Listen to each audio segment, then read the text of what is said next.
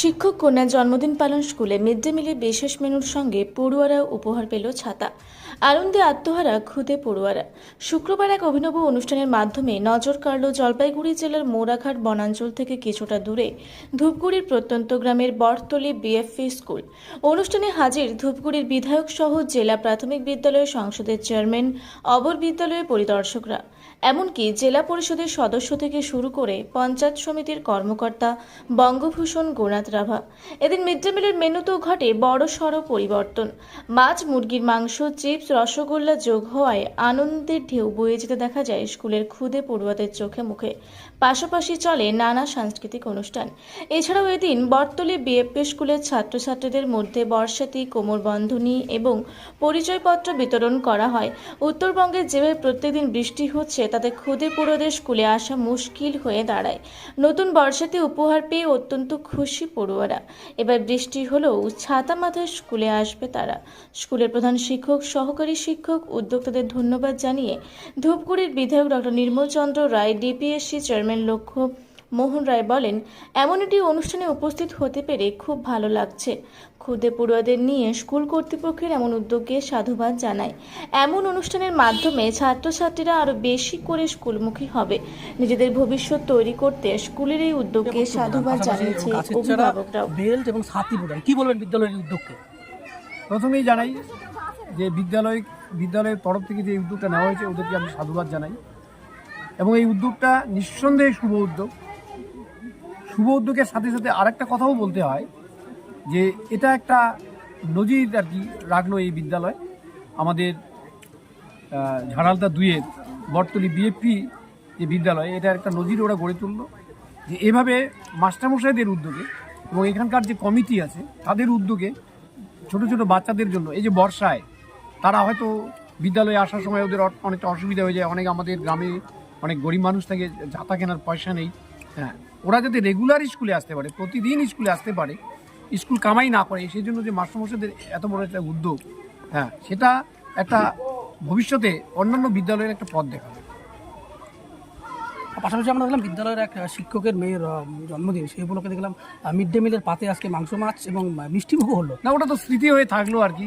এই যে মাস্টারমশাই তার মেয়ের যে জন্মদিনে একটা তিথি, একটা ভোজ এখানে দিয়েছেন আর কি, সেটাও একটা স্মৃতি হয়ে থাকলো।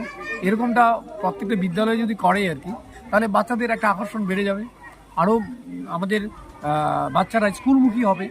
এবং যেটা গুরুত্বপূর্ণ কথা আমি যেটা বলতে চাই এবং বললাম এর আগে, যে আমাদের যেটা সরকারি প্রাইমারি যেগুলো প্রাথমিক বিদ্যালয় আছে, এরকম ধরনের যদি উদ্যোগ নেয় মাস্টারমশাইরা এবং সমাজের যারা শিক্ষা অনুরাগী তারা যদি এগিয়ে আসেন, তাহলে আমার মনে হয় যে এই সরকারি বিদ্যালয়গুলো এখন যে গজিয়ে উঠছে ব্যাঙের ছাতার মতো, যে প্রাইভেট যে বিদ্যালয়গুলো বিভিন্ন জায়গায়, তাদের সাথে কম্পিটিশন করতে হবে এবং ওরা কম্পিটিশনে পিছিয়ে যাবে।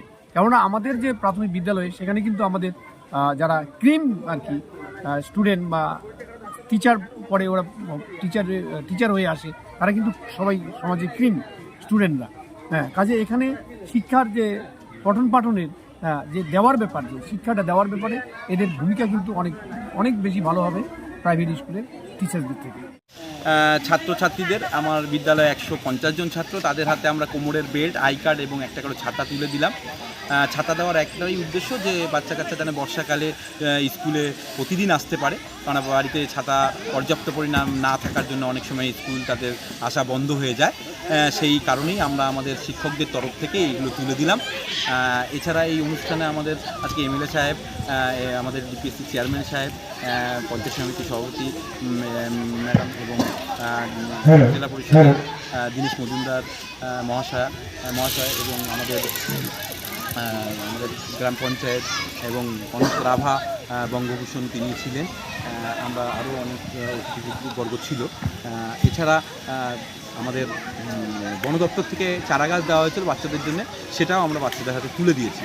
এছাড়া আজকে তিথিভোজ, যেটা সরকারি নিয়ম আছে যে বিভিন্ন অনুষ্ঠানে কেউ যদি মনে করে বাচ্চাদের স্পেশাল কিছু খাওয়াতে পারে, সেই উপলক্ষে আমাদের স্কুলের স্যার চন্দন ঢ্যাং, তার মেয়ের প্রথম জন্মদিন ছিল আজকে, সেই উপলক্ষে তিনি বাচ্চাদের জন্য পটল আলুর সবজি, চিকেন এবং রসগোল্লার আয়োজন করেছে মিড ডে মিলের পাশাপাশি।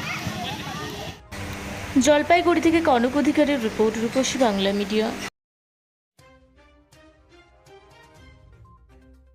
পুরুলিয়ায় পাত্রপাত্রী যোগাযোগের একমাত্র বিশ্বস্ত প্রতিষ্ঠান বিবাহ পরিচয়। আপনার মনের মতো জীবনসঙ্গী খুঁজতে আপনার পাশে রয়েছে বিবাহ পরিচয়। তাই আর দেরি না করে আজই যোগাযোগ করুন বিবাহ পরিচয় municipality commercial complex, second floor, Chaibasa road, opposite PWD office, Purulia.